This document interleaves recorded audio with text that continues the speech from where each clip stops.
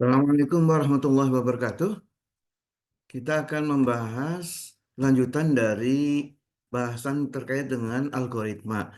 Nah, kali ini kita akan membahas jenis kedua dari algoritma, yakni berkaitan dengan pseudocode, ya, pseudocode. Jadi, yang kemarin kita sudah membahas berkaitan dengan flowchart.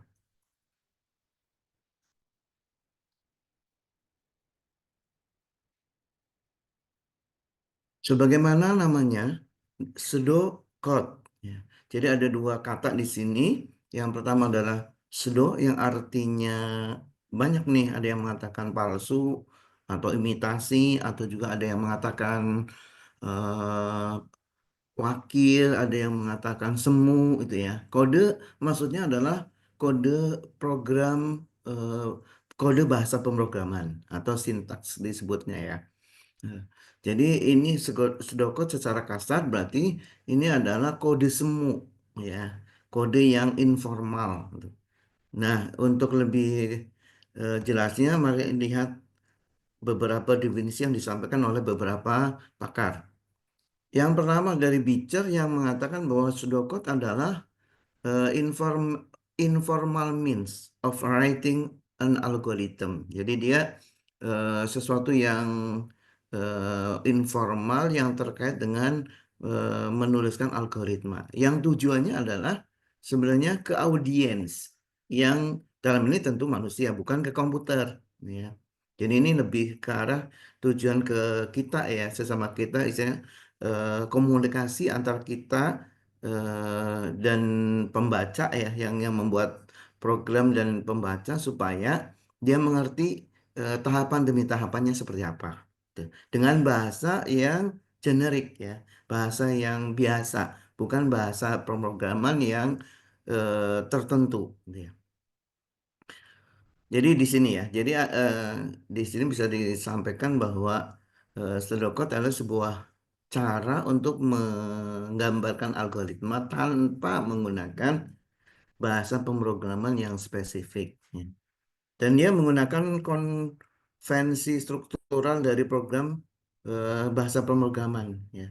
Jadi mirip lah gitu ya. Bagaimana strukturnya itu mirip gitu. Detailnya juga mirip gitu ya. Walaupun ada juga yang lebih sederhana. Jadi ini yang terkait dengan pseudocode secara definisi. Dari sini kita bisa mendapatkan satu soal yang harus Anda jawab ya. Anda tulis di kertas, kemudian pilih jawaban yang benar, kemudian nanti jangan lupa namanya, dan nanti di scan atau di foto dan upload ke Mas. Jadi soalnya adalah apa yang dimaksud dengan pseudocode? Pilihan pertama adalah bahasa pemrograman yang dapat dieksekusi oleh komputer. Yang kedua, cara informal untuk menuliskan algoritma tanpa mengikuti sintaks bahasa pemrograman tertentu. Yang ketiga, pilihan ketiga C, sebuah program yang dibuat dalam Python untuk mendeskripsikan algoritma. Dan pilihan terakhir adalah kompilasi dari berbagai bahasa pemrograman dalam satu skrip. Silakan Anda tentukan jawabannya. Boleh hanya B atau ditulis secara lengkap. Baik, kita lanjutkan. Apa sih tujuan kita membuat pseudocode? Ya. Nah, tujuannya adalah menjelaskan dan membuat struktur atau pikiran kita yang lebih terstruktur, gitu ya. Jadi apa yang ada di benak kita karena kita kan memulai dari problem ya. Jadi ini problem, kemudian mau dipecahkan. Kita tadi tahapannya kalau menggunakan 4 pilar ya, yang kemarin sudah dibahas sebelumnya. Nah, tapi kita langsung ke algoritma. Algoritma yang kita sudah buat adalah flowchart, ya. Kemudian dari flowchart ini kita buat pseudocode yang sudah mendekati coding coding dari program. Jadi baru ini coding dari bahasa pemrograman tertentu. Jadi dengan pseudocode ini dia lebih jelas, lebih terstruktur apa yang kita pikirkan. Nah, dan ini berarti dia adalah intermediate step ya. Jadi slow code ini adalah intermediate step yang membantu kita menerjemahkan flowchart ke real code ya. Kemudian juga membantu kita juga untuk mengekspresikan logikanya seperti apa, tahapannya seperti apa dari algoritma tanpa kita harus atau khawatir ya bahwa kita salah dalam menuliskan sintak. Ya. Oleh karena ini sebenarnya nanti tidak ada benar salah sebenarnya ya. Yang ada mungkin mana yang lebih baik ya. Juga Skodel ditujukan supaya kita bisa mengurangi ya istilahnya apa usaha-usaha yang tidak perlu sehingga kita bisa apa, apa yang bisa kita lebih lebih inilah lebih jelas dan lebih mungkin untuk bisa diterjemahkan ke real code gitu. Ya, jadi itu ya. Jadi sebenarnya ini dalam rangka untuk lebih memudahkan menjelaskan ke orang sih ya. Jadi oh ini loh cara tahapan-tahapannya, gitu. Kalau untuk bahasa silakan menggunakan apapun ya. Lalu bagaimana kita membuatnya? Ya tentu sebenarnya tidak ada sintak yang official atau standar ya untuk style code, tapi biasanya kita ya inilah gitu ya menggunakan yang sudah sering digunakan orang ya. Misalnya terhadap nama variabel gitu ya.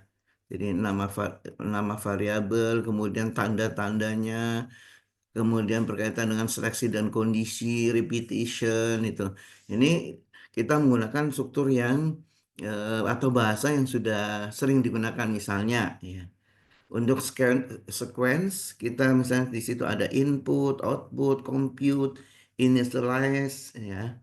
Kemudian add, sub, itu menggunakan bahasa-bahasa yang biasa digunakan. Misalnya input pakai read, obtain, get, ya. Output pakai print, display, show, compute pakai compute, calculate, determine, gitu. Kalau inisialisasi misalnya menggunakan set, init, itu ya. Jadi ini yang biasa digunakan. Sementara untuk for kita tulis for, iteration boundnya berapa, batasannya ya. Kemudian baru sequence-nya apa ya, perintah-perintah yang akan dijalankan. Gitu. And for. Kemudian untuk while, gitu.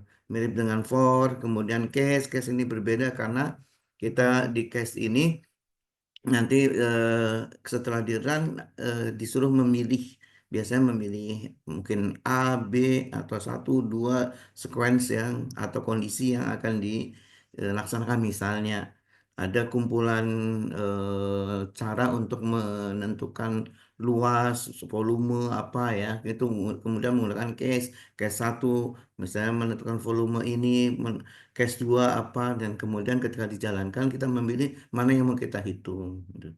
Itu case. Karena repeat tahu ya, ya dia loop ya sampai kondisi tertentu. Ada juga yang if then else. Jadi if kondisinya apa then apa. Else if misalnya kalau ada lagi ya. Kemudian akhir dengan else gitu ya.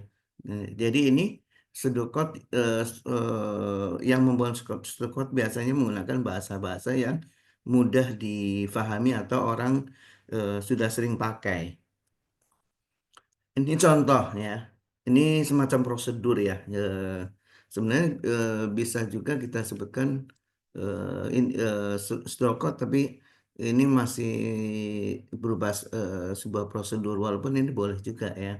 Misalnya langkah pertama game is started ya. Kemudian ada loop tertentu gitu ya. Kemudian baru kalau misalnya sudah tercapai kemudian exit loop ya. Misalnya sudah ada keputusan mana yang siapa dia menang atau draw gitu. Kemudian baru diakhiri dengan display game over. Nah, kalau kita buat pseudocode memang agak lumayan gitu ya. Dan misalnya dengan begin, kemudian kita menampilkan dengan menggunakan display game is started misalnya ya. Kemudian menggunakan while untuk kita melakukan memilih siapa yang bermain dulu gitu ya. Dan kemudian mencek mana-mana yang dari kotak game yang belum diisi ya. Kemudian eh, terus begitu ya sampai akhirnya setelah tercapai baru ke keputusan if ya dia apakah dia menang atau draw ya. Ya itu. Ya, dari sini kita bisa menjelaskan bahwa semua itu menjelaskan bahwa Stroke itu yang pertama memulai permainan dengan menampilkan pesan. Kemudian menggunakan perulangan while selama permainan belum berakhir. Kemudian meminta pemain memilih kotak dan menempatkan simbolnya jika kotak kosong. Jadi harus memilih kotak yang kosong. Nanti kita akan lihat bagaimana prakteknya ya. Kemudian memeriksa apakah ada kemenangan. Baris yang sudah terisi penuh dan semuanya sama ya isinya. Jika menang atau seri keluar dari loop. Jika tidak lanjut ke pemain berikutnya karena dia masih bisa mengisi. Gitu. Kemudian setelah itu selesai pesan game over setelah permainan selesai. Nah kita lihat eh, ya, contohnya ya.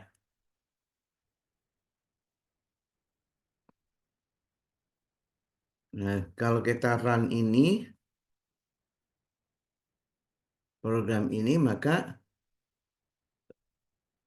dia akan menampilkan kotak dan mana kotak yang kita pilih ya. Jadi ini game started. Kemudian ada kotak 3x3 ya. Ya, ini kita disuruh untuk menentukan apa mengisi kolom dan baris yang kita inginkan supaya punya kita itu eh, terisi tiga-tiganya kalau kalau mau menang. Misalnya pemain X itu mengisi baris kedua, kolom kedua, ya. Jadi itu muncul X-nya. Kemudian pemain O itu mengisi eh, baris satu, kolom satu. Ya. Ya, kemudian pemain X kemudian mengisi eh, baris tiga, kolom satu. Ya. Nah, pemain O misalnya tahu bahwa ini diagonal itu akan bisa membuat X menang, maka dia mengisi di baris satu kolom tiga. Jadi dia kemudian X itu berusaha untuk menang dengan mencegah apa atau menghentikan O itu supaya tidak bisa mengisi penuh. Jadi dia memilih satu dan dua. Nah, misalnya O nggak mengetahui bahwa agak teledor O ini. Misalnya dia malah mengisi kolom baris dua, kolom tiga. Nah, ini kesempatan bagi X untuk menang. Ya, jadi dia mengisi kolom baris tiga, kolom dua. Akhirnya dia mendapatkan kemenangan. Ya, jadi hasil akhir ini Anda tulis ya di jawaban hasilnya seperti apa. Ya, jadi yang ditulis hasil akhirnya saja ya. Ini soal nomor dua. Kemudian ini yang kedua ini agak simpel ya. Bagaimana kita menghitung harga yang sudah ditambah teksnya ya. Ya tentu kita perlu get price-nya itemnya itu berapa, kemudian taxnya tax rate-nya berapa gitu, baru dihitung sales tax-nya seperti apa, final price-nya seperti apa ya. Nah kita coba buat ini slowcode-nya dan ini adalah yang sebelah kanan Python-nya ya.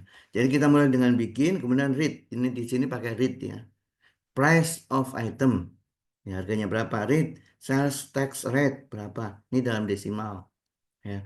Kemudian sales tax itu dihitung menggunakan price of item dikalikan sales tax rate. Baru final price-nya seperti apa. Nah, coba kita lihat hasilnya. Misalnya kita membeli sebuah barang dengan harga yang ini pakai dolar ya di sini ya.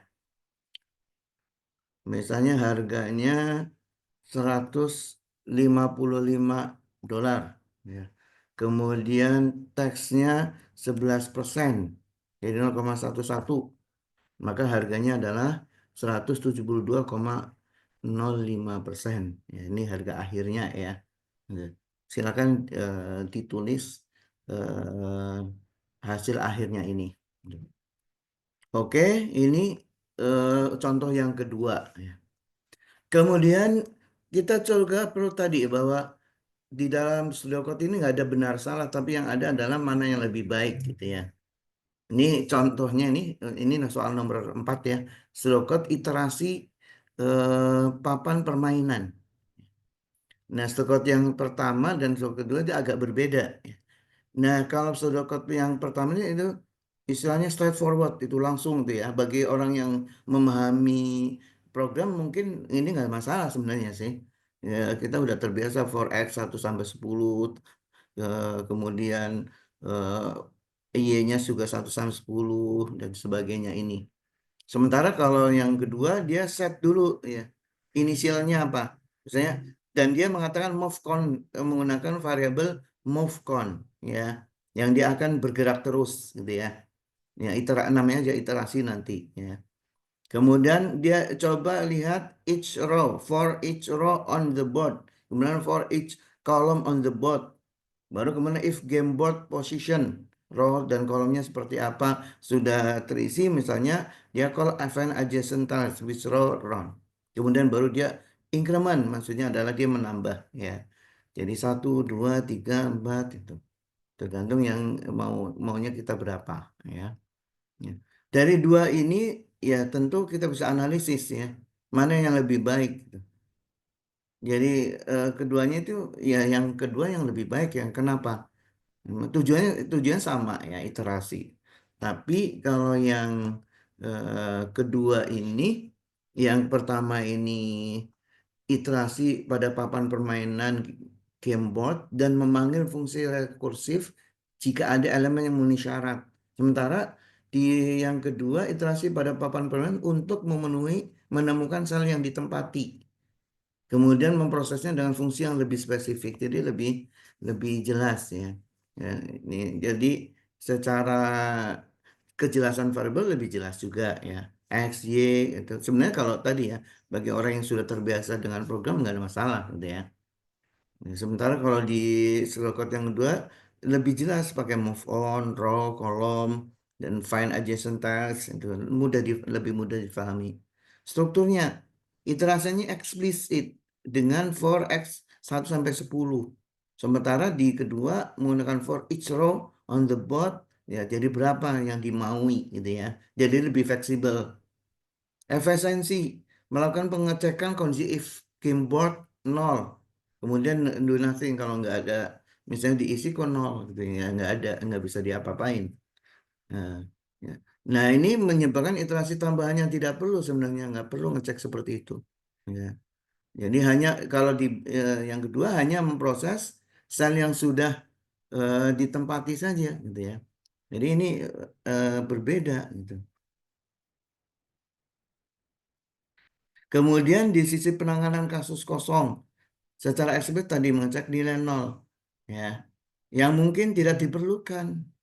Sementara kalau di slide yang kedua hanya melakukan operasi pada saat yang ditempati tanpa pengecekan eksplisit nilai kosong. Kemudian fungsi yang dipanggil menggunakan the call xy, tetapi tidak jelas apa ini rekursif atau hanya pemanggilan biasa. Sementara di yang kedua memanggil menggunakan find adjacent tiles yang lebih spesifik dalam menggambarkan fungsinya. Penggunaan rekursi, menggunakan rekursi tetapi tidak jelas bagaimana hasil akhirnya dihitung. Sementara di kedua tidak ada rekursi eksplisit, lebih fokus pada iterasi langsung. Yaitu kemudian yang terakhir keterbacaan. Jadi di circuit yang pertama kurang intuitif karena menggunakan indeks angka langsung tanpa penjelasan lebih lanjut. Sementara di kedua lebih mudah difahami karena menggunakan istilah yang lebih dekat dengan domain masalah. Ya. Jadi silakan dijawab untuk yang pertanyaan kedua ini mana yang lebih baik ya. Yang pertama atau yang kedua. Contoh yang lain adalah ini soal nomor 5 ya, tentang penjumlahan. Memang kalau kita lihat di serial code yang ketiga itu lebih simpel, lebih pendek ya. Sementara di serial code yang keempat ini lebih panjang, tapi tahapannya jadi lebih lebih detail, lebih sempurna, gitu. Ya. Jadi misalnya di serial code yang pertama langsung for. Sementara kalau di slok yang ketiga ya langsung for. Sementara yang keempat set ya carry to nol. Ya. Jadi begitu. Kemudian baru di kalau di ketiga setnya di setelah for. Ya. Kemudian for time equal to the addition of each number. Kemudian if kurang dari 9, then lebih dari 9, then get remain gitu. Jadi pengecek apa sebenarnya ini lebih sederhana ya. Sementara ini lebih detail jadi lebih memungkinkan dalam apa kita mentransfer ke bahasa pemrograman itu akan lebih jelas ya dengan menggunakan pseudocode yang keempat ini. Jadi analisisnya ya, jadi dari pseudocode yang ketiga tujuannya menjumlahkan angka dari belakang array, menangani carry jika hasil lebih dari 9 ya. Kalau sampai 9 baru ada sisa ya istilahnya. Kemudian menjumlahkan dua bilangan digit per digit ya. Menangani carry dan menangani kemungkinan overflow bagi pseudocode yang keempat. Variabel menggunakan term tetapi tidak jelas angka disimpan atau diproses lebih lanjut. Mungkin term itu temporary kali ya. Ya. Sementara kalau di yang keempat menggunakan carry, total, result, digit positionnya di mana yang lebih jelas dan lebih mudah difahami. Strukturnya kurang rapi kalau yang ketiga, kurang detail ya langkah-langkahnya. Ya. Kebalikannya di keempat lebih rapi, menggunakan loop eksplisit dengan penjelasan yang lebih baik. Bagaimana iterasinya? Di ketiga menggunakan for all the number at the back of the array. Yang tidak terlalu jelas apakah itu berarti iterasi less significant bit ya, yang kurang penting atau atau apakah memang seperti itu ke most significant bit. Sementara kalau di keempat menggunakan for each decision position in the number from least jelas ya. From least significant to most significant yang lebih eksplisit dan mudah difahami. Menangani carry tetapi caranya tidak dijelaskan secara eksplisit. Selain dengan get the remainder of number divided dengan 10 ya. Jadi kita sisanya berapa ya. Kemudian kalau di 4 menangani carry dengan lebih sistematis. Jika total lebih dari 10 maka carry-nya 1 ya.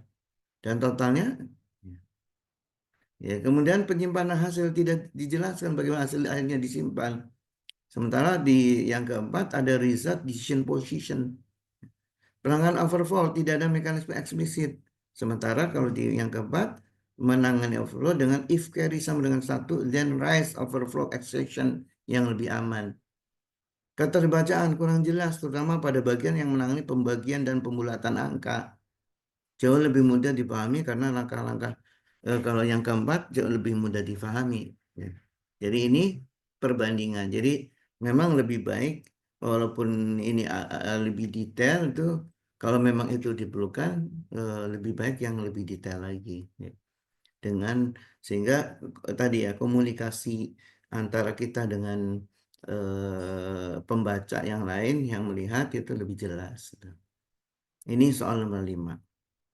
Pilih apakah pseudocode yang ketiga atau yang keempat. Kemudian kita masuk ke contoh yang ketiga. Nah, di contoh ketiga ini sudah dibahas di pembahasan yang sebelumnya, yakni comparing to number. Mana apakah dia lebih besar, lebih kecil, sama, gitu ya, atau sama. Eh, ini adalah flowchart yang kemarin jadi tugas ya. Ya. Jadi kita mulai, kemudian di sini ada input nilai 1 dan nilai 2, kemudian baru ke eh, memasukkannya ini memproses nilai 1 dan nilai 2 tuh.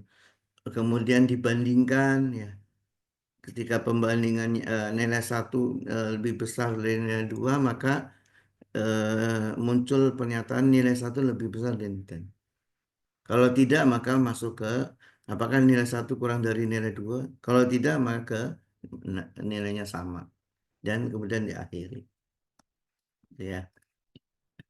Nah, secara lebih jelas maka bisa dijelaskan sebagai berikut ya.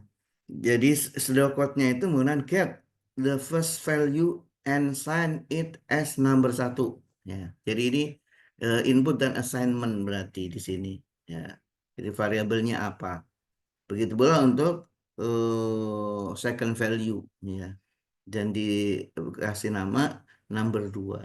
Kemudian condition. Ya, conditionnya kemudian setelah condition maka outputnya program end. Ya. Jadi setiap sudah menemukan memang seperti itu, maka stop.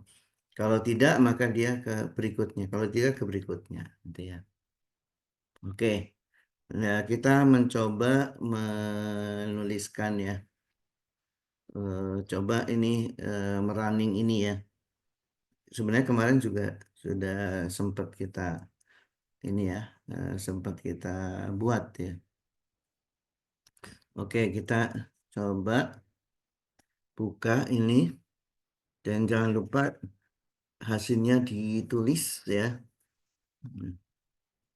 Kita clear dulu yang ini. Ya, kita jalankan.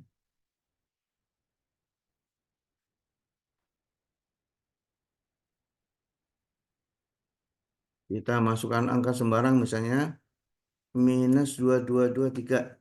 Ya. Kemudian minus lagi 2, 3, 1.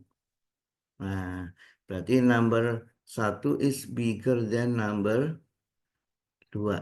Ya, jadi ini yang ini apa hasilnya. Jadi silakan ini ditulis sebagai jawaban ya untuk soal nomor 6. Baik, untuk yang terakhir adalah example 4. Bagaimana kita menentukan menu ya, memilih apa? Memilih makanan di menu. Misalnya kita ke restoran kan dikasih menu ya. Kemudian dari menu itu kemudian kita searching. Itu kemudian baru kita tentukan oh ini gitu ya. Nah, kita mau coba itu. Ini sedokotnya ya. Jadi yang pertama adalah kita tandai collection foodnya. Jadi kumpulan dari food itu kita sebut menu. Jadi sebagai input assignment. Kemudian juga kita assign yang jadi target kita. Nanti kita coba menggunakan input ya biar lebih interaktif gitu ya. Kemudian baru loopnya karena kita kan memilih ya. Jadi ini enggak, ini gitu.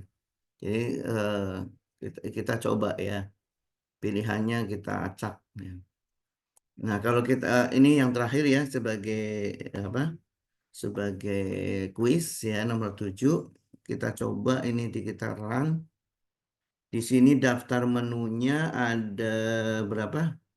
Ada pempek, sate, bakso, yamin, somai. Nah di sini target foodnya kita coba pilih ya.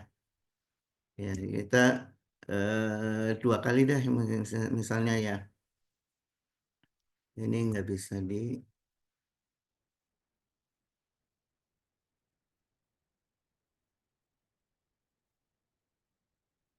Oke, kita jalankan lagi.